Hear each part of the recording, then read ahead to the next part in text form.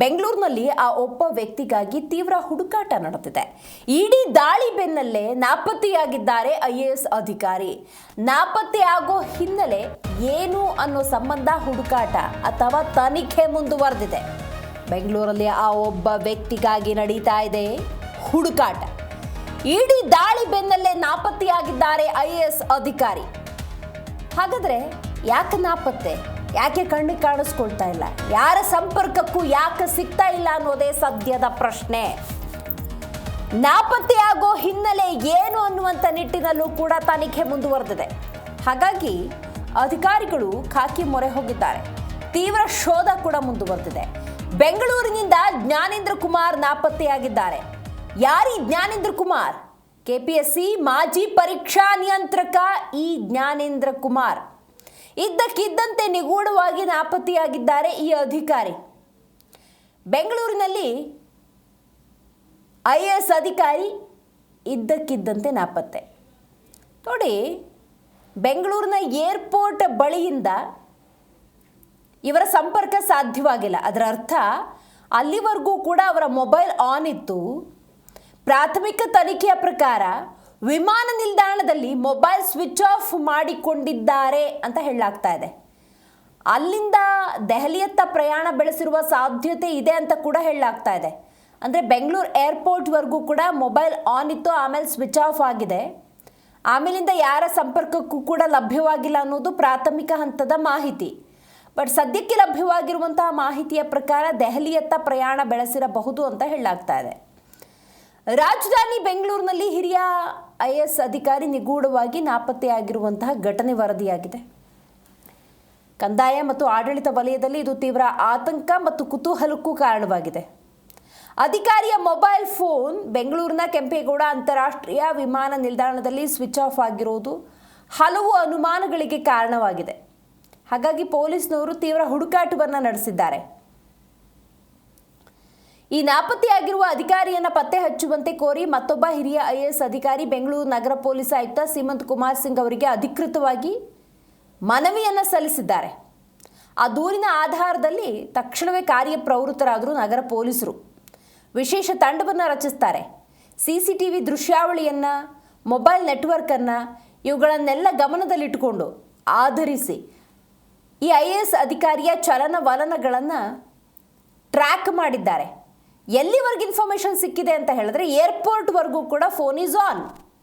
ಆದರೆ ಆ ನಂತರ ಯಾವುದೇ ಸಂಪರ್ಕ ಸಾಧ್ಯವಾಗಿಲ್ಲ.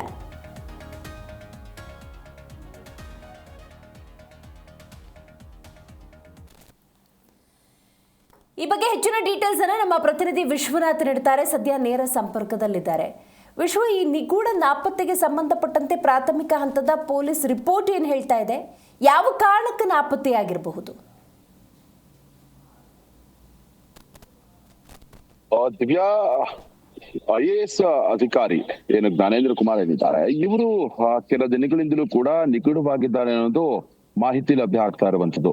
ಅದು ಕೂಡ ಇವರು ಮಾರ್ಚ್ ನಲ್ಲಿ ಪಶುವೈದ್ಯಕೀಯ ಪರೀಕ್ಷೆ ನಡೆದಿತ್ತು. ಆ ಒಂದು ಪಶುವೈದ್ಯಕೀಯ ಪರೀಕ್ಷೆಯಲ್ಲಿ ಉಸ್ತುವಾರಿಯನ್ನು ಕೂಡ ಹೊಂದಿದ್ರು ಮತ್ತು ಕೆಪಿಎಸ್ಸಿಯಲ್ಲೂ ಕೂಡ ಇವರು ಸಾಕಷ್ಟು ಗುರುತಿಸಿಕೊಂಡಿದ್ರು. ಆ ಪರೀಕ್ಷೆಯ ಉಸ್ತುವಾರಿ ಏನ್ ನಡೆದಿತ್ತು, ಅದರಲ್ಲಿ ಕೆಲವೊಂದು ಅಕ್ರಮಗಳು ನಡೆದಿದೆ ಅನ್ನೋ ಒಂದು ಹಿನ್ನೆಲೆಯಲ್ಲಿ ಸಾಕಷ್ಟು ಗಂಭೀರ ಆರೋಪಗಳು ಕೂಡ ಕೇಳಿ ಬಂದಿರುವಂತದ್ದು. ಅದೇ ರೀತಿಯಾಗಿ ಈಗಾಗಲೇ ಶಿವಶಂಕರಪ್ಪ ಸಾಹುಕಾರ ಏನಿದ್ದಾರೆ, ಅಂದ್ರೆ ಕೆಪಿಎಸ್ಸಿ ಅಧ್ಯಕ್ಷರಿದ್ದಾರೆ, ಅವರ ಮನೆ ಮೇಲೂ ಕೂಡ ಇಡಿ ಅಧಿಕಾರಿಗಳು ದಾಳಿಯನ್ನು ನಡೆಸಿ ಪರಿಶೀಲನೆ ನಡೆಸಿ ಮತ್ತು ಅನೇಕ ಮಹತ್ವದ ದಾಖಲೆಗಳನ್ನು ಕೂಡ ವಶಪಡಿಸಿಕೊಂಡಿದ್ದಾರೆ. ಮತ್ತು ಈಗಾಗಲೇ ಅನೇಕ ಅನುಮಾನಗಳು ಕೂಡ ಅಧಿಕಾರಿಗಳಿಗೆ ಬಂದಿರುವಂತದ್ದು. ಇದರಲ್ಲಿ ಮೊದಲೇ ಕ್ವಶನ್ ಪೇಪರ್ ಅನ್ನ ಲೀಕ್ ಮಾಡಲಾಗಿತ್ತು. ಅದೇ ರೀತಿಯಾಗಿ ಏನು ಕೆಲವೊಬ್ಬರಿಗೆ ಟ್ರೈನಿಂಗ್ ಅನ್ನು ಕೂಡ ಇಂತಹ ಪ್ರಶ್ನೆಗಳು ಬರುತ್ತೆ, ಇಂತಹ ಪ್ರಶ್ನೆಗಳಿಗೆ ಇಂತಹ ಉತ್ತರವನ್ನ ಕೊಡಬೇಕು ಅನ್ನೋ ಒಂದು ಹಿನ್ನೆಲೆಯಲ್ಲಿ ಒಂದು ರೆಸಾರ್ಟ್ ನಲ್ಲಿ ಅಭ್ಯರ್ಥಿಗಳನ್ನ ಕೂಡ ಹಾಕಿ ಅಲ್ಲಿ ಟ್ರೈನಿಂಗ್ ಅನ್ನ ಕೊಡಲಾಗಿತ್ತು ಅನ್ನೋ ಒಂದು ಗಂಭೀರ ಆರೋಪ ಕೂಡ ಇರುವಂತದ್ದು.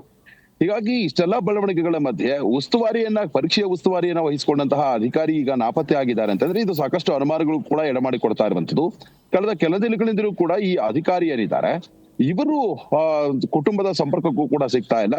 ಮತ್ತು ಯಾವಾಗ ಇವರು ಕುಟುಂಬದ ಸಂಪರ್ಕಕ್ಕೆ ಸಿಗೋದಿಲ್ವೋ ಇವರನ್ನ ಫೈನ್ ಮಾಡುವಂತ ಅಂದ್ರೆ ಹುಡುಕುವಂತಹ ನಿಟ್ಟಿನಲ್ಲಿ ನಗರ ಪೊಲೀಸ್ ಆಯುಕ್ತ ಸೀಮಂತ್ ಕುಮಾರ್ ಸಿಂಗ್ ಅವರಿಗೂ ಕೂಡ ಆ ಒಬ್ಬ ಹಿರಿಯ IAS ಅಧಿಕಾರಿ ಕೂಡ ಹುಡುಕೊಡಿ ಅನ್ನೋ ಒಂದು ಹಿನ್ನೆಲೆಯಲ್ಲಿ ಕೂಡ ಒಂದು ಮನವಿಯನ್ನ ಮಾಡ್ತಾರೆ. ಹೀಗಾಗಿ ಪೊಲೀಸರಿಂದಲೂ ಕೂಡ ಹುಡುಕಾಟ ಕೂಡ ನಡೀತಾ ಇರುವಂತದ್ದು. ಅದರಲ್ಲಿ ಪ್ರಮುಖವಾಗಿ ಈ ಕೆಂಪೇಗೌಡ ಇಂಟರ್ನ್ಯಾಷನಲ್ ಏರ್ಪೋರ್ಟ್ ಏನಿದೆ ಅಲ್ಲಿವರೆಗೂ ಕೂಡ ಇವರ ಮೊಬೈಲ್ ಆನ್ ಇರುವುದು ಅಂತ ಕೂಡ ಗೊತ್ತಾಗಿದೆ. ಅದೇ ರೀತಿಯಾಗಿ CCTV ಚಲನವಲನಗಳಾಗಿರಬಹುದು ಮತ್ತು ಇವ್ರು ಯಾರ್ಯಾರ ಜೊತೆ ಕಾಂಟ್ಯಾಕ್ಟ್ ಇದ್ರು ಅನ್ನೋ ಒಂದು ಆಂಗಲ್ ನಲ್ಲೂ ಕೂಡ ಪೊಲೀಸರಿಗೆ ಗೊತ್ತಾಗಿದೆ. ಅದಾದ ಮೇಲೆ ಏನು ಕೆಂಪೇಗೌಡ ಏರ್ಪೋರ್ಟ್ ಬಳಿ ಇವರು ಹೋಗ್ತಾರೆ, ಅಲ್ಲಿಂದ ಇವರ ಮೊಬೈಲ್ ಕೂಡ ಸ್ವಿಚ್ ಆಫ್ ಆಗಿರುವಂತದ್ದು. ಹೀಗಾಗಿ ಈ ಒಂದು ಅಕ್ರಮದ ಹಿನ್ನೆಲೆಯಲ್ಲಿಯೇ ಇವರು ನಾಪತ್ತೆ ಆದ್ರ ಅನ್ನೋ ಒಂದು ಗಂಭೀರ ಚರ್ಚೆಗಳು ಕೂಡ ನಡೀತಾ ಇರುವಂತದ್ದು.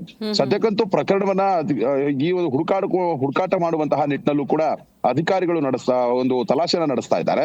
ಆದ್ರೆ ಎಲ್ಲೋ ಒಂದು ಕಡೆ ಅಧಿಕಾರಿ ಮೊಬೈಲ್ ಅನ್ನ ಸ್ವಿಚ್ ಆಫ್ ಮಾಡ್ಕೊಳ್ಳೋ ಹೋಗುವಂತಹ ಪರಿಸ್ಥಿತಿ ಯಾಕೆ ಬಂತು ಮತ್ತು ಏರ್ಪೋರ್ಟ್ ಮುಖಾಂತರವಾಗಿ ಬೇರೆ ದೇಶಕ್ಕೇನಾದ್ರೂ ಕೂಡ ಇವರು ಹೊರಟು ಹೋದ್ರ? ಒಂದು ಕಡೆ ಇಡಿ ಅಧಿಕಾರಿಗಳು ಶಿವಶಂಕರಪ್ಪ ಸಾಹುಕಾರ್ಗೆ ಶಾಖನ ಕೊಟ್ಟು ಪರಿಶೀಲನೆ ನಡೆಸುವಂತದ್ದಾಗಿರ್ಬೋದು, ಮುಂದಿನ ದಿನಮಾನಗಳಲ್ಲಿ ನೋಟಿಸ್ ಅನ್ನ ಕೊಟ್ಟು ವಿಚಾರಣೆಗೆ ಬರುವಂತೆ ಕೂಡ ಸೂಚನೆಯನ್ನು ಕೊಡೋರು ಇದ್ದಾರೆ. ಅಷ್ಟರಲ್ಲಿನೇ ಈಗ ಈ ಅಧಿಕಾರಿ ನಾಪತ್ತೆ ಆಗಿರುವಂತದ್ದು ಸಾಕಷ್ಟು ಚರ್ಚೆಗೂ ಕೂಡ ಗ್ರಾಸ ಆಗಿರುವಂತದ್ದು. ದಿವ್ಯಾ, KPSCಯಲ್ಲಿ ಇವರ ರೋಲ್ಸು ರೆಸ್ಪಾನ್ಸಿಬಿಲಿಟೀಸ್ ಏನಿತ್ತು ವಿಶ್ವ, ಇದ್ರ ಬಗ್ಗೆ ಏನ್ ಮಾಹಿತಿ ಇದೆ?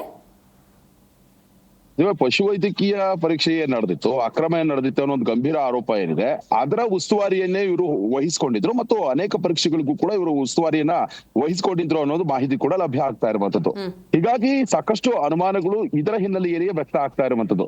ಒಂದ್ ಕಡೆ ಇಡಿ ಅಧಿಕಾರಿಗಳ ದಾಳಿ, ಮತ್ತೊಂದು ಕಡೆ ಸರ್ಕಾರ ಕೂಡ ಈ ಶಿವಶಂಕರಪ್ಪ ಸಾಹುಕಾರ್ ಅವರನ್ನ ಸೇವೆಯಿಂದ ಏನು ಅಮಾನತು ಮಾಡಬೇಕು ಅನ್ನೋ ಒಂದು ಹಿನ್ನೆಲೆಯಲ್ಲಿ ಕೋರ್ಟ್ಗೂ ಕೂಡ ಓಡಾಡ್ತಾ ಇರುವಂತದ್ದು. ಮತ್ತೊಮ್ಮೆ ಇಲ್ಲಿ ಶಿಫಾರಸನ್ನು ಅಂದ್ರೆ ರಾಜ್ಯಪಾಲರಿಗೆ ಶಿಫಾರಸನ್ನು ಮಾಡುವಂತಹ ನಿಟ್ಟಿನಲ್ಲೂ ಕೂಡ ಚಿಂತನೆಯನ್ನ ಸಂಪುಟ ಸಭೆಯಲ್ಲೂ ಕೂಡ ನಿನ್ನೆ ಕೂಡ ಚರ್ಚೆ ಆಗಿತ್ತು.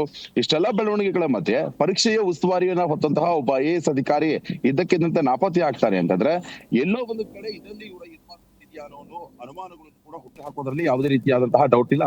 ಸದ್ಯಕ್ಕೆ ಈ ಏನು IAS ಅಧಿಕಾರಿ ಏನಿದ್ದಾರೆ ಅವರನ್ನು ಹುಡುಕಾಡುವಂತಹ ನಿಟ್ಟಿನಲ್ಲಿ, ಯಾಕಂದ್ರೆ ಈಗಾಗಲೇ ಮೊಬೈಲ್ ಕೂಡ ಸ್ವಿಚ್ ಆಫ್ ಆಗಿದೆ, ಇವ್ರು ಎಲ್ಲಿ ಹೋದ್ರು, ಇನ್ನೊಂದು ಕಡೆ ಯಾವ ರೀತಿಯಾಗಿ ಇವರು ಏರ್ಪೋರ್ಟ್ ಗೆ ತೆರಳುತ್ತಾರೆ ಮತ್ತು ಅಲ್ಲಿಂದ ಏನಾದ್ರೂ ಕೂಡ ಬೇರೆ ದೇಶಕ್ಕೆ ಏನಾದ್ರು ಹೋದ್ರ ಅನ್ನೋ ಒಂದು ಹಿನ್ನೆಲೆಯಲ್ಲೂ ಕೂಡ ಅಧಿಕಾರಿಗಳು ಪರಿಶೀಲನೆಯನ್ನ ನಡೆಸ್ತಾ ಇರುವಂತದ್ದು. ಅವರು ಸಿಕ್ಕ ನಂತರವೇ ಮತ್ತಷ್ಟು ಸತ್ಯಾಸತ್ಯತೆಗಳು ಹೊರಗಡೆ ಬರೋದಿದೆ. ದಿವ್ಯಾ, ರೈಟ್, ಥ್ಯಾಂಕ್ ಯು ನಿಮ್ಮೆಲ್ಲ ಮಾಹಿತಿಗಾಗಿ ವಿಶ್ವನಾಥ್.